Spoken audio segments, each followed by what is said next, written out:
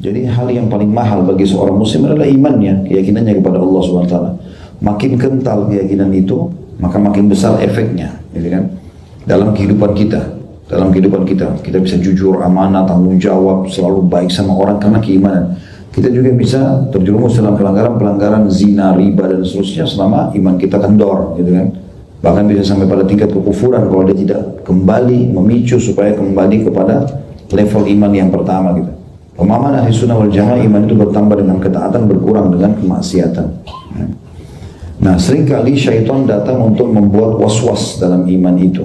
Dan perlu kita garis bawahi ya, kalau syaitan itu hanya menunggangi potensi buruk dalam diri kita. Syaitan tidak kuat, sangat lemah.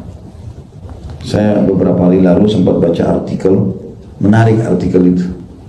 Judulnya itu, siapakah yang menggoda iblis pada saat Allah suruh sujud kepada Adam, dia nggak mau sujud. Kan yang goda kita syaitan. Pemimpinnya syaitan siapa? Iblis. Baik, waktu iblis tidak mau sujud, siapa yang goda dia? Dirinya sendiri. Jadi Allah menyebutkan tentang jiwa, baik itu jin maupun manusia, Allah berikan ruh, maka Allah mengatakan fa'alhamaha fujuraha wa taqwaha. Allah berikan potensi berbuat buruk, potensi berbuat baik. Jadi selalu bergejolak itu. Kalau kita lagi mau buat kebaikan, maka potensi dalam diri kita bergejolak. Kerjakan, yang satu mengatakan jangan kerjakan. Tergantung kita ikut yang mana. Syaitan melihat potensi itu. Kalau kita punya potensi ingin mengerjakan, dia lemahkan. Dia coba dukung potensi buruknya. Contoh misal tadi, teman-teman itu mau sholat duhur di sini. Tentu gejolak pasti dalam jiwa. Sholat gak sih? Liftnya rame lah, apalah, segala macam bos-bos. Dalam jiwa kita enggak, kita tidak mau datang, hanya kita dapat sholatnya misalnya. Majelis ilmu hadiri enggak sih? Lebih baik saya duduk nongkrong minum kopi. Enggak, kita ikut potensi positif kita. Maka syaitan tidak bisa buat apa-apa karena dia cuma mengikuti potensi itu. Jadi sebenarnya kita bagaimana mengontrol diri kita saja. Yang dari luar ini enggak ada pengaruhnya sama sekali.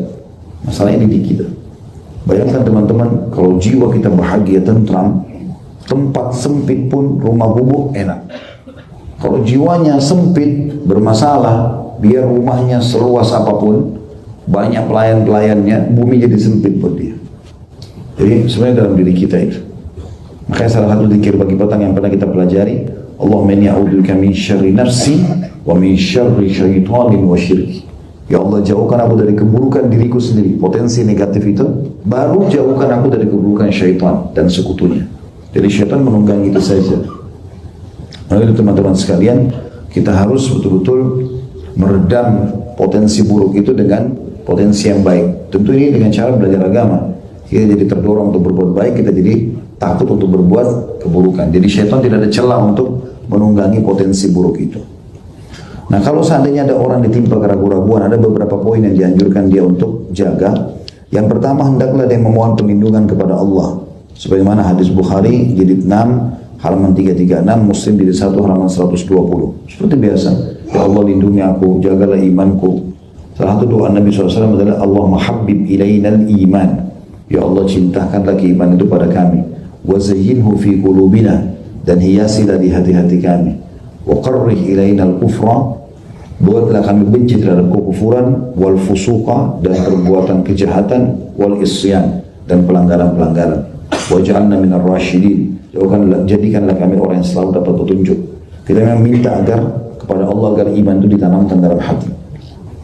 Kemudian yang kedua, B-nya berhenti dari keraguannya. Sebagaimana disebutkan dalam hadis Bukhari juga jilid 6 halaman 336, Muslim jilid 1 halaman 120. Dia harus memberhentikan, melawan itu. Misalnya ada bisikan, Allah di mana sih? Masa Allah ada? Ya. Siapa yang ciptakan Allah? Allah sekarang melihat enggak? Dan seterusnya. Was-was. Maka dia harus menepis itu semua. Dikuatkan dengan poin C-nya. Yang ketiga adalah mengucapkan amantu billahi wa rusulih. Aku beriman kepada Allah dan kepada para rasul yang diutus olehnya. N-nya besar, kata ganti Allah. Kalau bapak ibu lupa, bilang saja amantu billah. Ya, kalau kamu mau kuat, lebih lengkap amantu billahi wa rusulih. Ditambah rasul-rasul gitu ya. Maka ini dalam sebuah hadis yang sahih diriwayatkan Imam Muslim di 1 halaman 119 dan 120, kata Nabi SAW, kalau dibaca ini akan hilang was-was itu. Kenapa ada sahabat begitu bertanya? Ya, mereka terus saja beribadah kepada Allah sampai syaitan masukkan was-was dalam hati mereka, Sampai muncul pertanyaan, siapa yang menciptakan ini, siapa yang menciptakan itu, sampai siapa yang menciptakan dirimu? Lalu dijawab Allah. Lalu dikatakan, lalu siapa yang menciptakan Allah? Kata Nabi SAW, kalau sudah sampai pada pertanyaan itu, maka ucapkanlah amantu billahi wa rasulih. Aku beriman kepada Allah dan Rasulnya.